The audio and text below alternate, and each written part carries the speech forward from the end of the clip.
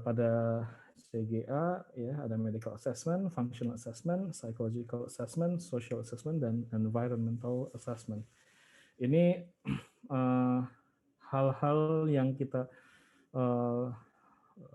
lakukan ya, periksa.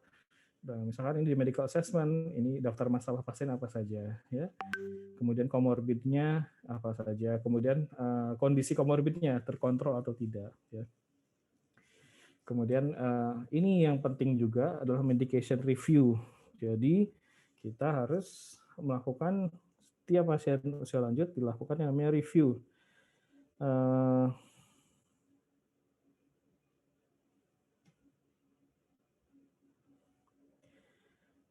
Sebentar ya.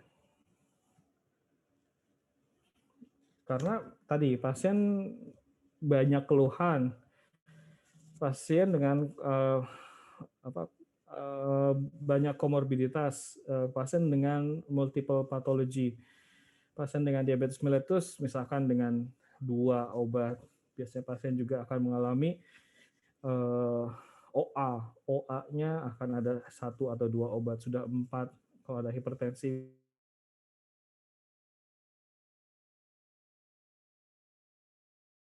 Keluhan lain mungkin belum lagi nanti ada yang menambahkan multivitamin dan sebagainya.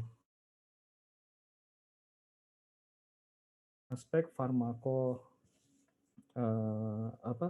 farmakokinetik dan farmakodinamik pada pasien usia lanjut yang tidak sama dengan pasien bukan usia lanjut. Ya, faktor fungsi ekskresinya yang sudah berkurang, faktor distribusinya yang sudah berbeda, kemudian metabolismenya yang di hepar juga sudah berbeda dengan pasien biasa bukan usia lanjut ya. Sehingga perlu diperlukan review, dan biasanya kalau kita cek masing-masing IBM pada pengobatannya, misalkan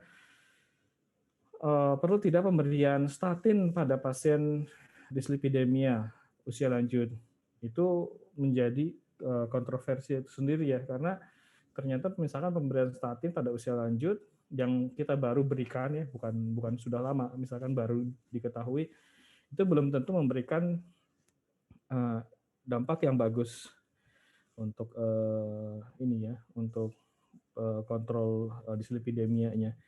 Dan ada satu kondisi yang malah statin untuk ada beberapa IBM tertentu yang melaporkan itu mengakibatkan kejadian jatuh yang lebih banyak dibandingkan pasiennya tidak mengkonsumsi statin dan seterusnya. Nah, itu salah satu contoh perlunya kita melakukan medication review pada pasien-pasien usia lanjut ya. Dan setelah direview dengan sekian banyak obat atau kondisi polifarmasi, dievaluasi tentang interaksi antar obat dan IBM-nya ya, kajian berbasis buktinya. Kemudian nutritional status. Nutritional status ini sangat penting karena kita bicara tentang modal dasar pasien tersebut untuk kognitif ya, karena malnutrisi ada sangat terkait dengan kognitif, kemudian risiko jatuh, dan optimalisasi pengobatan pada saat kita bicara pasien tersebut untuk yang membutuhkan pengobatan. Functional assessment ini ada beberapa hal yang dinilai. Basic activity, ya basic activity kayak apa? Gimana? Apakah pasien bisa memasang kancing baju secara mandiri, mandi mandiri, kemudian naik tangga, berapa anak tangga yang bisa dicapai, kemudian nanti mungkin ada beberapa hal ya kita bisa lihat. Kemudian ada instrumental, jadi tadi yang basic, kalau yang instrumental bisa nggak nih pasien usia lanjut menggunakan barang-barang di sekitar dia, termasuk misalkan telepon genggam misalkan. Kemudian status aktivitasnya, latihan yang masih bisa dilakukan. Kemudian bagaimana dengan kondisi gait dan balance ini, cara pasien jalan ya. Ini akan menilai fungsi keseimbangan dan risiko jatuh. Untuk psychological assessment, kita menilai kognitif dan menilai mood dan affect ya. Kemudian social assessment ini untuk menilai ada cukup atau tidak family support-nya, ya. Nanti ada satu kondisi yang namanya elderly mistreatment, ya, di mana perhatian keluarga pada saat tidak tercukupi itu akan menyebabkan banyak hal, baik kondisi medisnya akan menurun, status fungsional pasien juga akan menurun dan seterusnya. Jadi akan mengakibatkan dampak kolateral. Ya. Kemudian faktor lingkungan, ya tadi home safety, bagaimana akses ke pelayanan kesehatan, bisa tidak melakukan edukasi, telekonsultasi dan seterusnya. Ini beberapa hal yang rutin dilakukan untuk CGA, yaitu gangguan visual. Ini merupakan masalah yang sering, ya, umum dan sering. Ada beberapa hal, 4 yang tersering, ya, pada masalah mata di usia lanjut. Ada ya katarak, degenerasi makular, retinopati diabetik, dan glaukoma. Gangguan visual ini biasanya terkait dengan peningkatan risiko jatuh, penurunan fungsi kognitif dan fungsional, status fungsional. Kemudian pasien juga akan cenderung nggak ngapa-ngapain, ya, immobility, dan afek depresif.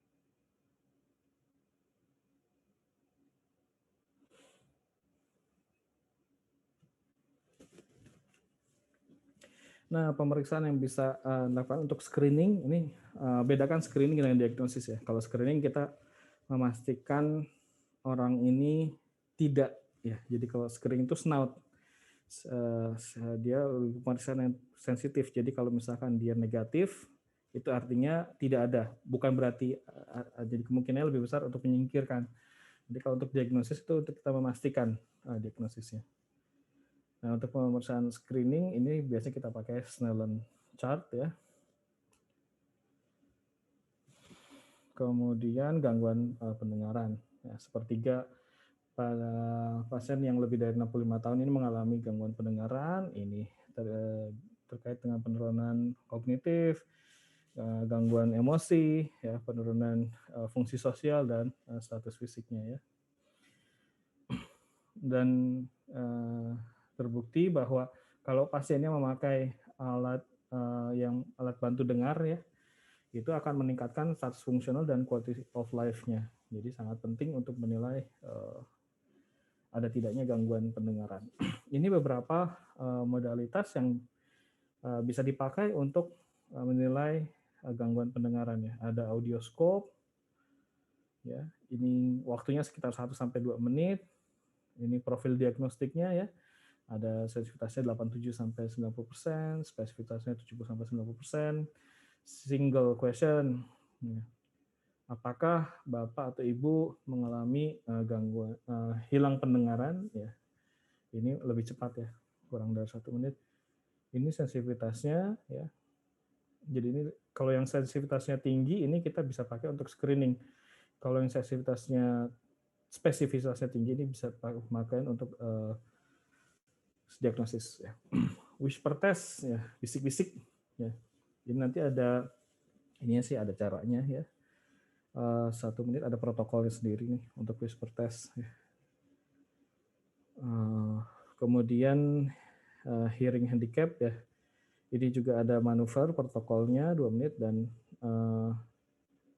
ini ada sistem scoring dari Enhance, ya, untuk menilai gangguan pendengaran, ya.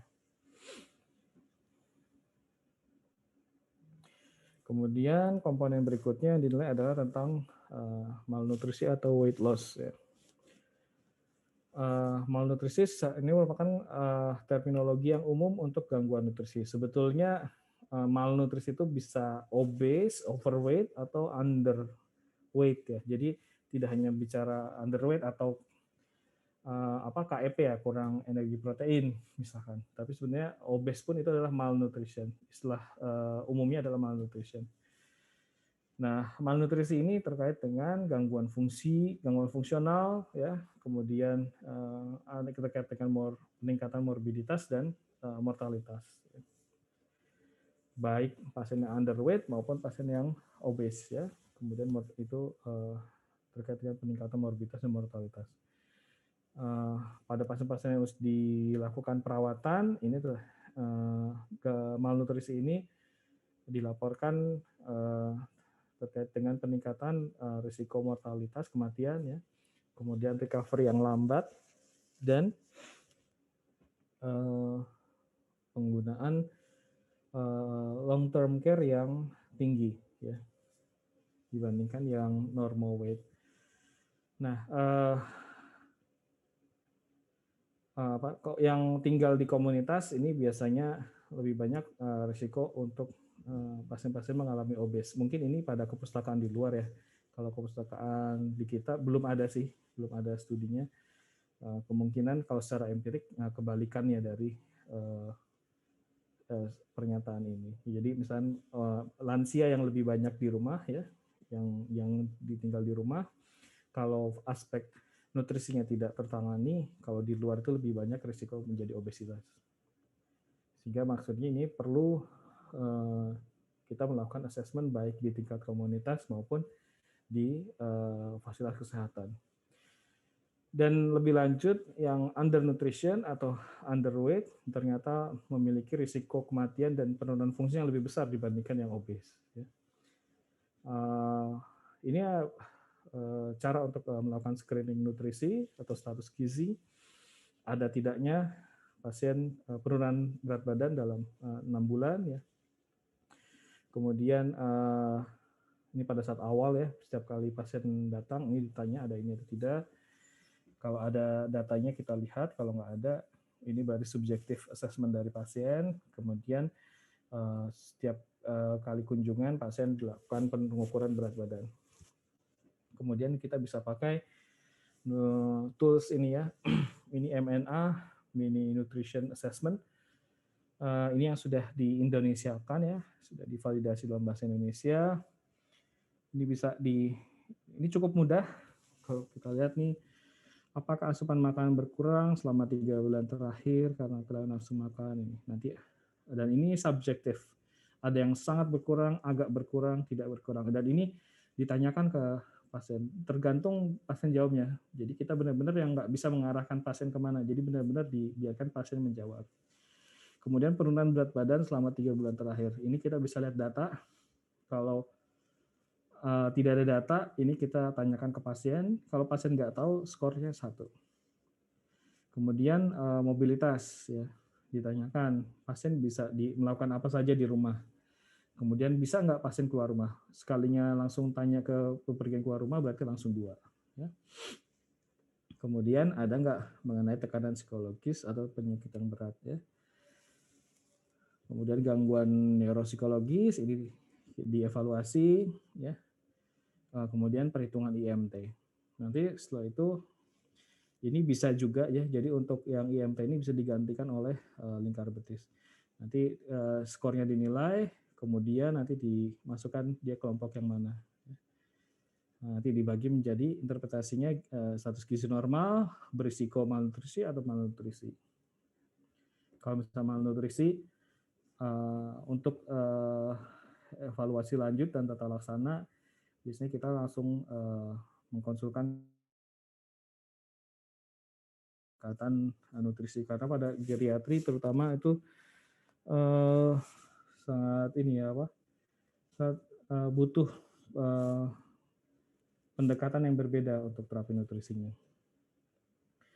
Kemudian incontinence, urinary incontinence ya, biasanya pada perempuan. Ini biasanya terkait dengan gejala depresif. Ya.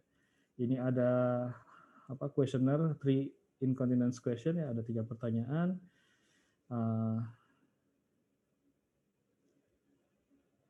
Suka apa? Leak urin itu apa? Leak urin.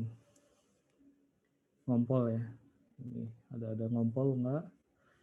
Kemudian dalam 3 bulan, ini tanyakan saat kapannya ya, ngompolnya itu. Ini seringnya kapan gitu. Jadi kalau yang tadi saat kapannya ada ya, kalau ini yang terutama pada saat kapan. Nanti kita bisa lihat jenis urinary incontinence yang seperti apa. Karena nanti akan beda penata laksanaannya ya, stress incontinence, urge incontinence sama yang mix itu nanti akan berbeda penata laksanaannya. Nah, kemudian penilaian risiko jatuh dan penilaian gait ya, cara berjalan. Ini datanya cukup tinggi ya, bahwa sepertiga dari usia lanjut yang tinggal di komunitas itu mengalami jatuh setiap tahunnya. Jadi kalau misalkan kita dalam satu ruangan ada 10 lansia, sekurang-kurangnya itu kemungkinan ya diestimasikan itu ada 3 lansia di ruangan itu yang mengalami jatuh setiap tahunnya. Jadi misalnya tahun ini kita di ruangan ada 10, kemungkinan 3 diantaranya sudah mengalami jatuh. Tentunya ini akan berpengaruh pada status fungsional dan pada mobilitas ya. Kenapa sih mobilitas itu menjadi penting untuk dievaluasi pada lansia? Atau lansia misalkan kita berpikir secara umum memang nggak perlu banyak aktivitas di luar ya, misalkan terlepas ini dari kondisi pandemi atau tidak. Jadi sebetulnya mobilitas ini selain terkait dengan mendorong pasien usia lanjut ini tetap berproduktif ya, yang tentunya produktivitasnya disesuaikan dengan kemampuan fisik pasien, tapi juga ini terkait dengan hal-hal lain ya. Ternyata imobilitas itu karena pasien cenderung stasis, berisiko terjadinya thromboembolism ya. Jadi bisa muncul DVT ya, deep vein thrombosis ya, kemudian kondisi VTE lainnya, venous thromboembolism lainnya. Dan itu meningkatkan morbiditas dan mortalitas jelasnya ya. Nah, terus imobilisasi juga karena stasis akhirnya memudahkan pasien untuk rentan terhadap infeksi, terutama ISK ya, infeksi saluran kemih. Dan berisiko ke yang lainnya juga. Itulah kenapa imobilisasi itu menjadi salah satu dari geriatric giant ya, yang memberikan beban morbiditas yang besar bagi pasien lansia. Pasien dengan gangguan keseimbangan dan gangguan cara berjalan, ini risiko tinggi untuk jatuh dan untuk berulang. Akan banyak sih yang cara penilaian balance, penilaian gait. Nah, untuk yang falling, yang riwayat untuk penilaian jatuh, risiko jatuh, ini yang paling mudah itu adanya Google. Jadi ini pasien, kita kan bisa lihat nih, misalkan pasiennya ke tempat praktek kalian, nah nanti pada saat dari meja konsultasi mau ke pemeriksaan, ke bed periksa gitu ya, nah itu apakah pasien itu membutuhkan bantuan, harus pegang tangan dulu atau malah harus dipegang keluarganya, pendampingnya, nah itu sendiri akan sudah menjadi penilaian terhadap risiko jatuh ya. Jadi sebegitu detailnya, sebegitu sistematiknya kita menilai pasien-pasien usia lanjut. Ini salah satu yang bisa kita lakukan untuk pemeriksaan jatuh, risiko jatuh dan cara berjalan. Ini ada beberapa pemeriksaan lain yang lebih mudah ya. Tadi Google test ya, Get Up and Go, ini kurang dari 1 menit. Ini cukup tinggi ya kalau kita lihat nanti membandingkan predictive value-nya ya, dia sensitivitasnya di atas 80, spesifitasnya bahkan di atas 90 ya. Kemudian ini gate speed over 10 meter ya. Ini kurang dari 30 detik. Ini lebih dari 13 memprediksi berulang, jatuh yang berulang ya. Ini office based maneuver, ini kita bisa lihat mengobservasi gate-nya. Kemudian ada beberapa metode lainnya, ini 2-3 menit. Kita lihat nanti bagian mana dari cara berjalan dan aspek lainnya yang terkait dengan mobilitas yang bermasalah. Ini functional reach, ini ada protokolnya juga, ini kurang lebih 2 menit dilakukannya. Ini terkait dengan odd ratio terjadinya jatuhnya dalam 6 bulan ya. Ini akan menghitung risiko-risikonya. Kemudian komponen berikutnya tadi medication review terhadap risiko terjadi polifarmasi. Ya. Polifarmasi ini terkait dengan ya kejadian efek samping yang tinggi, kemudian jangan lupa yang penting juga adalah kepatuhan pasien ya, dalam berobat ya. Kalau misalnya obatnya makin banyak, pasien udah malas minum obatnya ya. Kemudian juga kita menghindari terjadinya pemberian obat yang tidak diperlukan untuk pasien. Jadi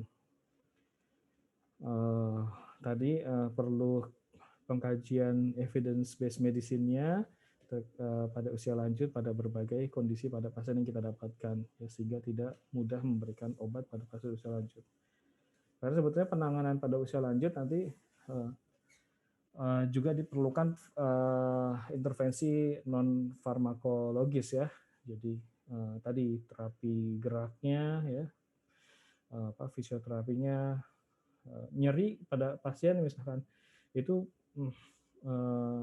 diupayakan menghindari penggunaan obat-obatan. Ya. Jadi bisa diupayakan dimaksimalkan di aspek rehabilitasi mediknya. Kemudian polifarmasi juga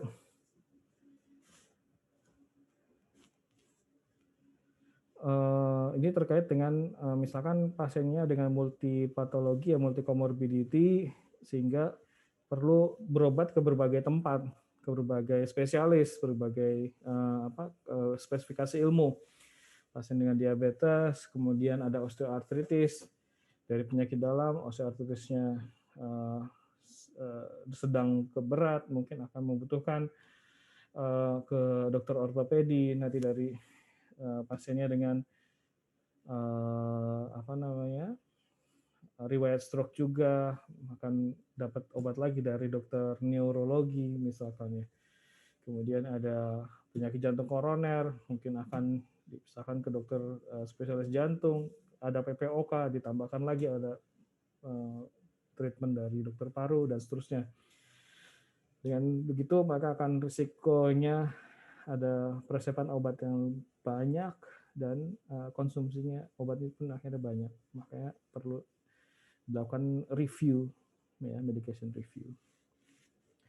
Kemudian dilakukan evaluasi terhadap drug interaction. Untuk drug interaction kita bisa lihat sekarang di gadget-gadget ya, untuk menilai interaksi antar obat yang kita berikan. Ini adalah instrumen yang dipakai untuk menilai polifarmasi ya. Ada yang start, ada yang stop tool, semacam questionnaire ya. Kemudian kita menilai kognitif ya. Biasanya gangguan kognitif ini meningkat seiring dengan peningkatan usia. Belum lagi kita ada Alzheimer ya. Kemudian ada memang pasiennya memang sudah waktunya mulai ada penurunan degeneratif ya. Kemudian pasien juga misalnya dengan stroke dan seterusnya.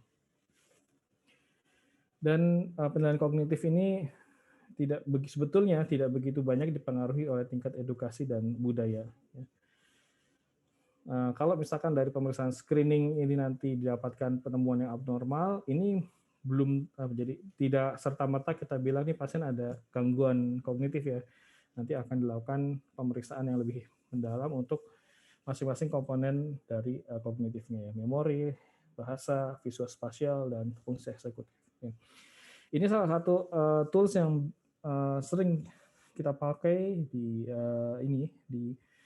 poliklinik atau rawat inap. Ini ada MMSA, minimal state examination ya, nanti tentang orientasinya seperti apa, nanti ditanyakan nih, Pak Bu, kalau sekarang tahun berapa, kalau ini musim ya, kalau di kita bisa tanyakan musim atau tidak, nanti tanyakan bulan, tanggal, nanti untuk membaca jam bisa nggak nih. Tapi sebenarnya tujuannya bukan untuk membaca jamnya, tapi untuk orientasi waktunya. Ya. Kemudian orientasi tempat. Ya.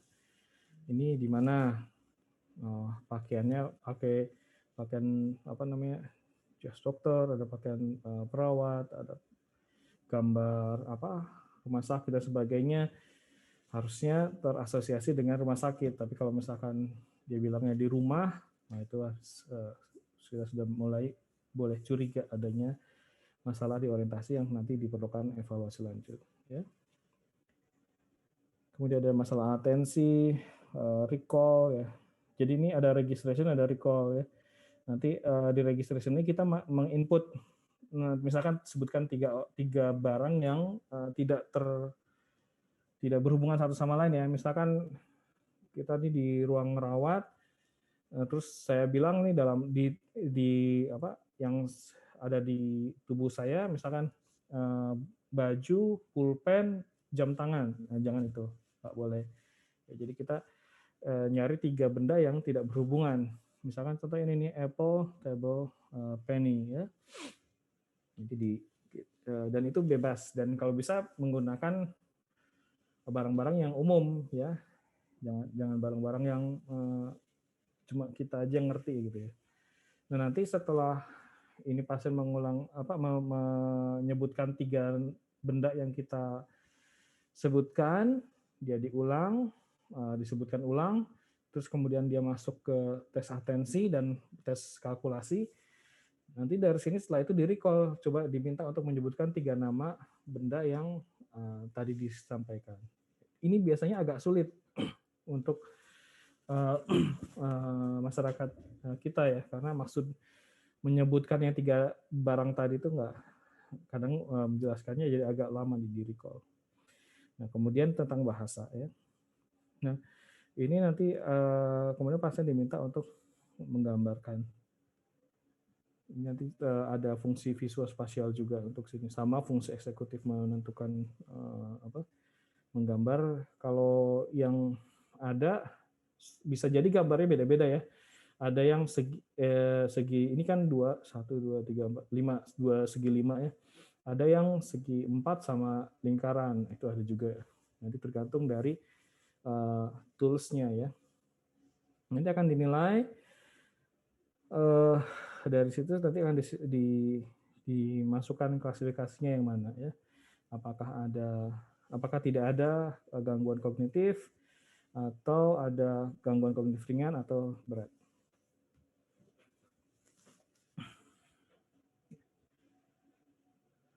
Nah ini predictive value ya, untuk tadi misalkan hasil dari ini ada beberapa tes untuk pemeriksaan kognitif ya.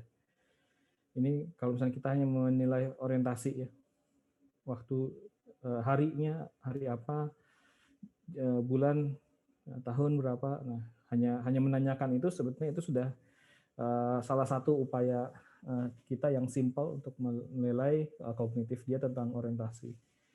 Nah ini ada likelihood ratio-nya ya. Kemudian for digit span, kemudian recall 3 item. Ini ada menggambar jam, ya kita mintakan pasien untuk menggambar jam. Ada mini cog, ini ada instrumennya. Kemudian time and change. Ini masing-masing ada likelihood ratio-nya. Kemudian untuk nilai status fungsional. Nah, status fungsional ini adalah komponen yang sangat penting, yang sangat dasar, sangat esensial untuk pasien-pasien usia lanjut. Ya. Karena apa? Status fungsional merupakan kesimpulan secara umum dampak kesehatan, kondisi kesehatannya dia terhadap kondisi dia ya, secara utuh ya, status sehatnya. Jadi misalkan ini pasien mau ada hanya dispepsia, mau dia ada pneumonia, bisa jadi dampak ke status fungsionalnya sama-sama beratnya. Padahal dua kondisi penyakit yang berbeda cukup jauh ya gitu. Nah, ini functional status ini yang cukup bisa menilai untuk gambaran secara umum, secara keseluruhan terhadap kondisi kesehatannya. Kemudian fungsi dari pengukuran status fungsional ini terkait dengan rencana pelayanan kesehatannya seperti apa ya. Kemudian gimana kita kapan sih pasien ini memerlukan rehabilitasi, kapan pasien bisa pulang rawat inap, kapan pasien misalnya kita di tempat kerja kita ada chronic care ya, asuhan kroniknya. Nah, kapan pasien sudah bisa pulang dari asuhan kronik, nah, kapan harus masuk lagi ya, dengan melihat salah satunya adalah status fungsional. Dan status fungsional sendiri juga merupakan parameter yang sangat bermanfaat untuk menilai respon dari pengobatan yang kita berikan dan menilai prognosis ya, sehingga apakah nanti pasien ini akan membutuhkan perawatan yang sangat panjang atau bagaimana.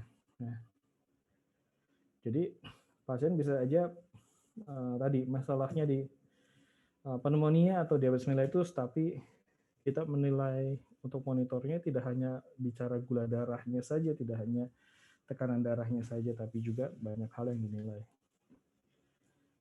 Nah, penilaian status fungsional ini bisa juga digabungkan dari sejawat-sejawat lain ya, jadi yang tim yang multidisiplinnya ini untuk nantinya akan membuat framework. Jadi ini pasiennya mau di apa, kondisinya seperti apa, planningnya mau seperti apa. Kalau nanti hasilnya seperti ini, kita declare respon baik atau respon buruknya.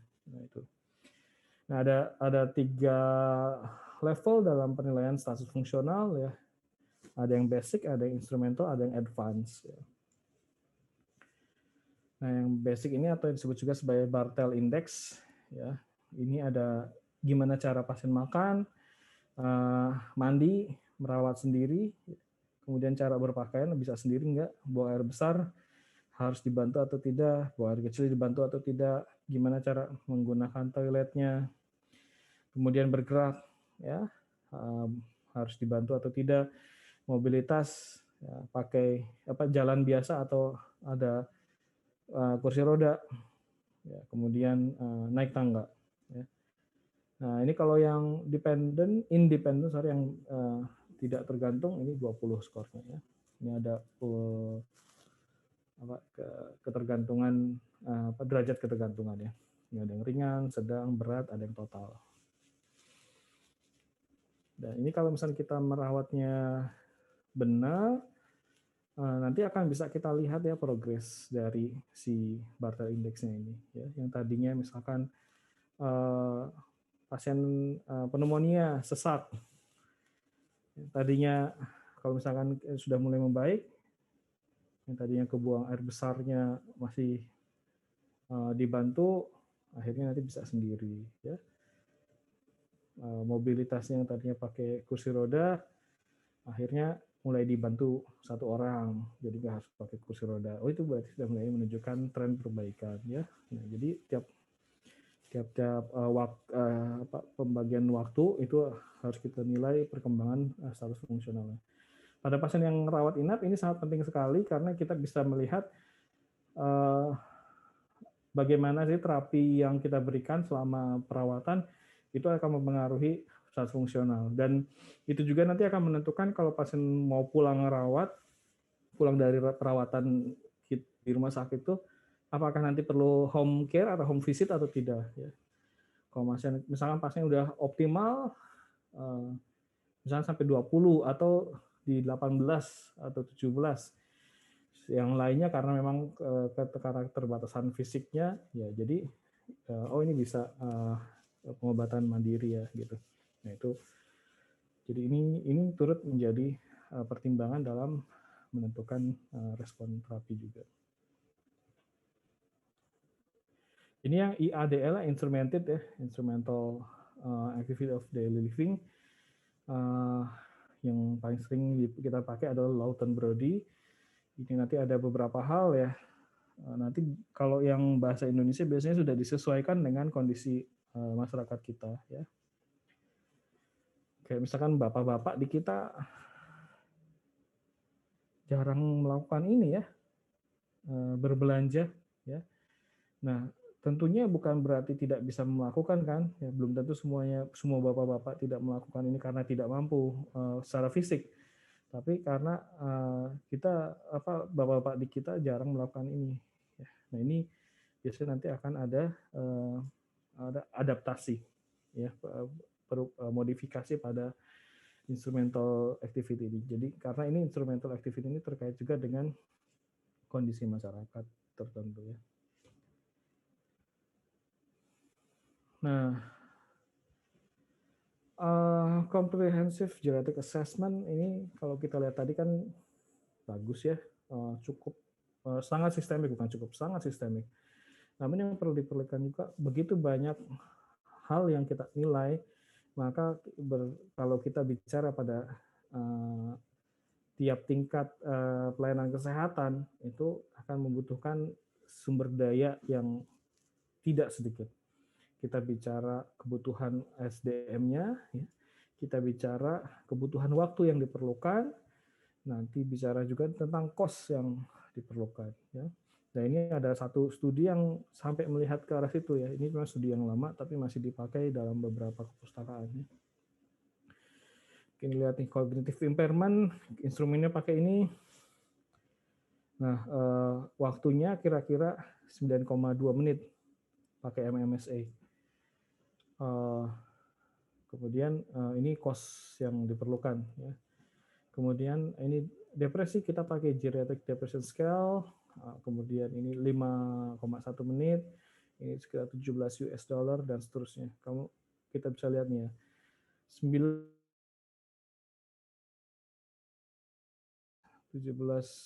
ini taruhlah jadi 18, 20 ini 21 menit untuk comprehensive genetic assessment. Belum pasien periksa, belum pasien kita anamnesisnya seperti biasa dan seterusnya. Dan setiap ini kan butuh SDM ya di sini.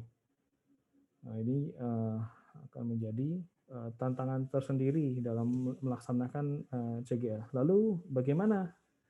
Nah ini ada beberapa rekomendasi ya untuk penerapan CGA ini. Ya. Nanti dilihat konteksnya ya, apakah ini sebelum dilakukan visit ya, sebelum dilakukan kunjungan, ini kita bisa mana yang diperlu kuesioner yang bisa dipakai ya. Ini kalau untuk jadi pasiennya misalkan baru daftar ya. Nah, kalau baru daftar ini apa namanya? Pasien akan diberikan kuesioner tentang riwayat medisnya ya, riwayat penyakit dahulu dan sebelumnya, riwayat pengobatan sebelumnya. Kemudian ini ada beberapa tools, kalau B ini kan brief, kasih yang simple-simple aja, yang pendek ya. Kalau yang malnutrisi detail, D ini detail, afektif nih detail ya. Ini salah satu contoh ya. Ini misalkan di bagian administrasi, staf administrasi, apa yang bisa dilakukan. Kemudian pada kunjungan rutin, ini yang R ini review ya, melakukan review. Bisa jadi reviewnya review subjektif dari pemeriksa ya, jadi nggak harus semua. Kemudian yang dilakukan secara apabila diperlukan ya, ini misalkan pemeriksaan detail kalau misalnya pasiennya ada urinary incontinence ya, kemudian ada gangguan jatuh ya, gangguan keseimbangan ya, kemudian ada gangguan afektif dan seterusnya. Nah ini juga pembagian dokter yang di awal ya, bisa dibagi-bagi ya. Jadi ini nggak numpuk di dokter yang pertama menerima dan mengakses semuanya misalkan. Nah, ini untuk visual impairment ini bisa ke dokter mata, gangguan pendengaran bisa ke audiologisnya atau ke dokter THT ya, dan seterusnya. Geriatrician ini untuk di Indonesia masih sedikit ya. Geriatrician ini adalah subspesialisasi dari ilmu penyakit dalam. Tapi di ilmu penyakit dalamnya sendiri kita sudah mempelajari geriatri, tapi ya belum tentu beda dengan dokter-dokter internis yang mengambil subspesialisasi karena lebih dalam ya, tentang geriatrinya. Nah, kemudian ini ada beberapa hal lain, SDM lain yang terlibat. Ini salah satu framework kalau untuk melakukan CGA yang efektif. Nah, dengan melihat tadi kan artinya perlu nih CGA ini perlu, dan CGA ini perlu dievaluasi dan untuk menjadi informasi yang sangat bermanfaat baik penyedia kesehatannya maupun untuk pasiennya dan keluarga pasien, maka diperlukan kontinuitas keberlangsungan ya. Nah, tentunya tadi kita nggak mungkin pakai tools yang banyak panjang itu untuk pasien-pasien outpatient. Nanti pasiennya juga akan kelamaan di poliklinik dan itu akan mengurangi kepatuhan pasien juga, sehingga kalau untuk outpatient biasanya digunakan yang lebih sederhana dibandingkan yang inpatient. Pasien-pasien yang masuk ke IGD, Emergency Department, dengan masuk ke ruang rawat akut dengan pasien yang ada di long term care, jelas assessment tool-nya akan berbeda ya. Ya, di emergency nggak mungkin kita anamnesis geriatrik yang begitu panjang ya. Ini nanti pada beberapa studi mereka menggunakan beberapa tools yang lebih simple untuk masing-masing komponen yang sudah divalidasi ya. Jadi harus dilihat nih settingannya ya, setting pasien ya. Kemudian apakah ini untuk screening atau diagnosis, ini juga penting sehingga kita tidak terburu-buru untuk bilang pasien misalkan tadi, oh ini ada gangguan kognitif, oh ini Alzheimer, wah nggak semudah itu kita membilang pasien Alzheimer. Nah, ini adalah beberapa hal penting untuk keberlangsungan proses pelayanan kesehatan terhadap pasien geriatri ya, dalam melaksanakan CGA-nya. Ya, bagaimana pengumpulan datanya? Ya, data instrumennya apa yang dipakai? Sama nggak instrumen yang dipakai untuk setiap settingan? Ya, jadi misalkan untuk yang akut geriatric care, satu ruang dengan ruang lainnya harus pakai yang sama. Hari ini, hari besok, sama hari kemarin di ruangan yang sama itu pakai tools yang sama, jangan pakai yang berbeda. Tools yang di IGD harus tetap di IGD, tools yang di ruang rawat akut. Kemudian yang penting juga adalah ini kan data ini kan harusnya menjadi informasi untuk pelayanan kesehatan. Nah, maka diperlukan kalau waktu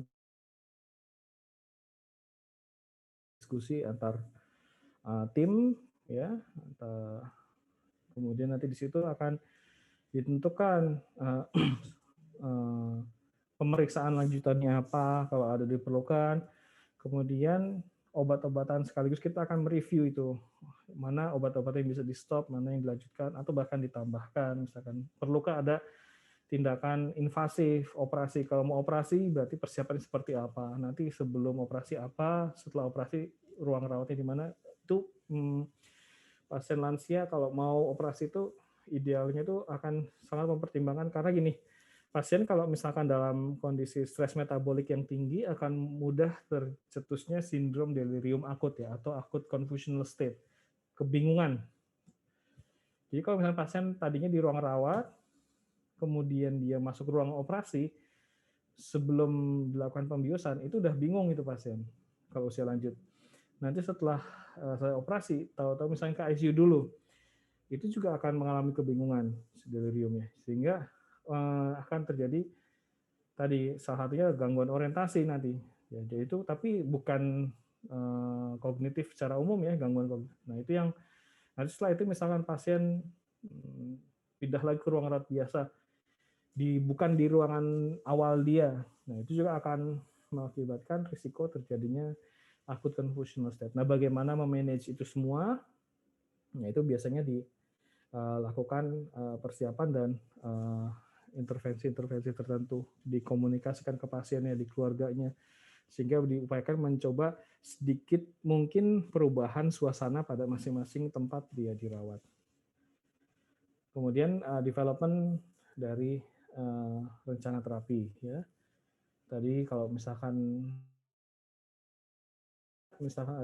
ada hal yang diperlukan intensifikasi, misalkan kayak diabetes mellitus, ternyata HbA1-nya tinggi, maka apakah insulin menjawab ataukah cukup penguatan obat oral dan seterusnya, atau kombinasi. Kemudian penerapan dari rencana terapi ini. Nah, setelah itu jangan lupa monitor respon. Ya, setelah ada monitoring respon, baru revisiting. Jadi kita kembali ke pengembangan lagi. Ya. Jadi ini kemarin treatment plan-nya seperti ini, ada kendala apa, rekomendasinya apa, kita ubahkah, diubah seperti apa. Jadi sehingga terjamin continuity dari comprehensive genetic assessment. Tadi settingan ini sangat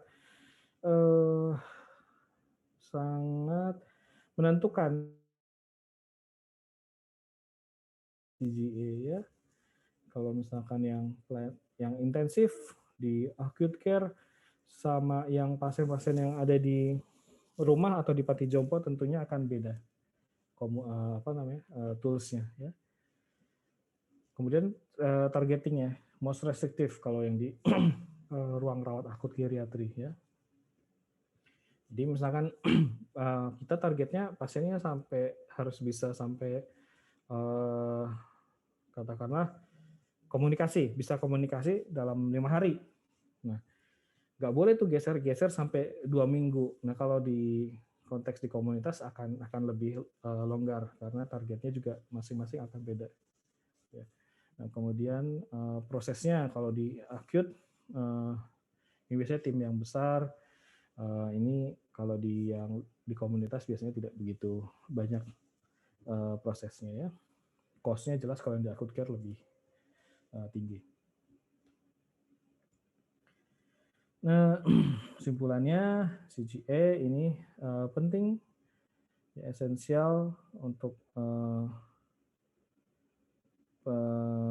pelayanan geriatri, membutuhkan pendekatan disiplin dan kontinuitas untuk keberlangsungan CGA ini dipengaruhi oleh setting dari pelayanan kesehatan dan beberapa elemen kunci. Sekian kuliah dari saya, barangkali ada pertanyaan.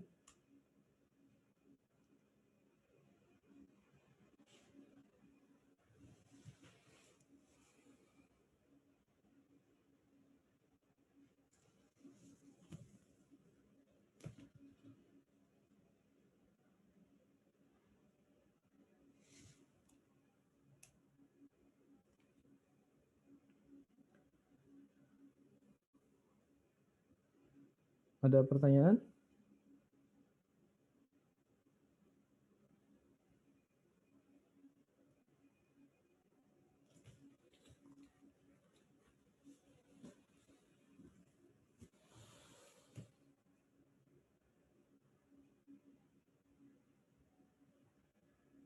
Bentar dokter, izin bertanya.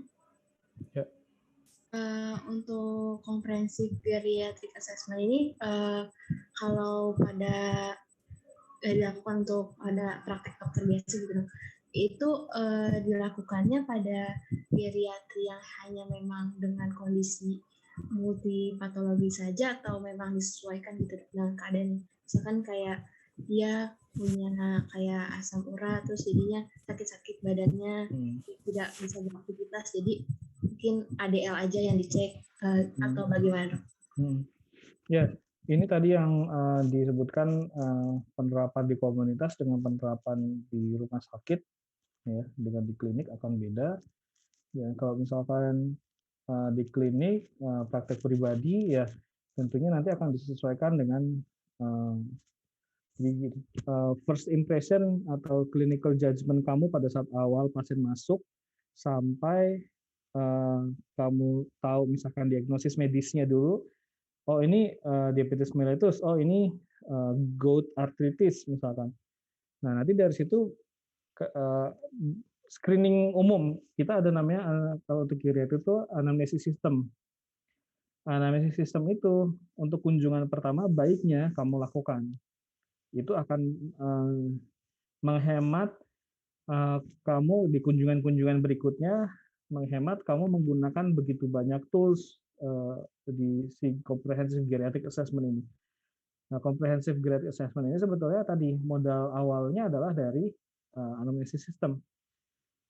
Nanti kamu misalkan, oh ini imobilisasinya ada masalah gangguan gerak, ada masalah nyeri, misalnya ada masalah nyeri. Nyeri itu kamu akan menafsirkannya nyeri itu satu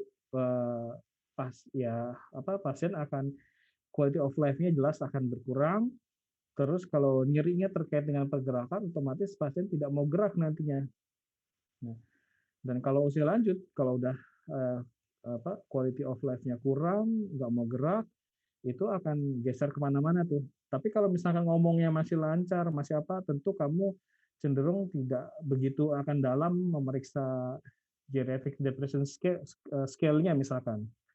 Karena pasiennya masih masih banyak bercerita, nggak murung, nggak apa gitu. Jadi, nah itu kamu udah ngirit satu tuh.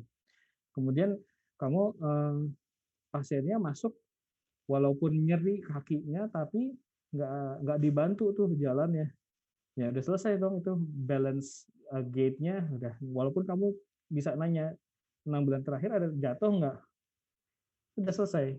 Nah, go up get up and go-nya juga kamu bisa lihat. Nah, risiko imobilisasinya ini yang nanti kamu akan perdalam. Ya. Nah, kemudian tadi memang seringnya yang kita periksa adalah Barthel Index-nya itu. Minimalnya itu yang bisa kamu minimal pasien yang bisa kita instrumen yang bisa kita lakukan pada pasien. Kalau yang lainnya biasanya disesuaikan dengan kondisi pasien dari anamnesis sistemnya itu. Baik dokter, terima kasih dok. Ya, sama-sama.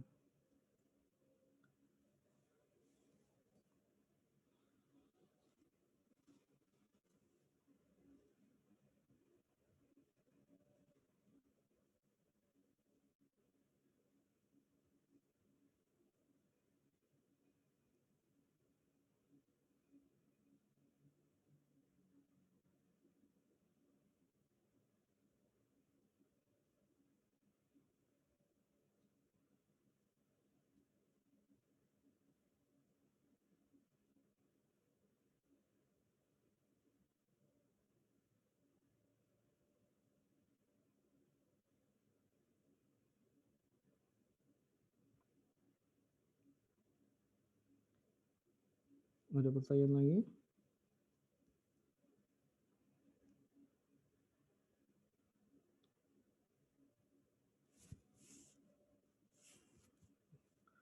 Oke, kalau tidak pertanyaan lagi, kuliah saya cukupkan sekian. Slide sudah saya kirim di chat.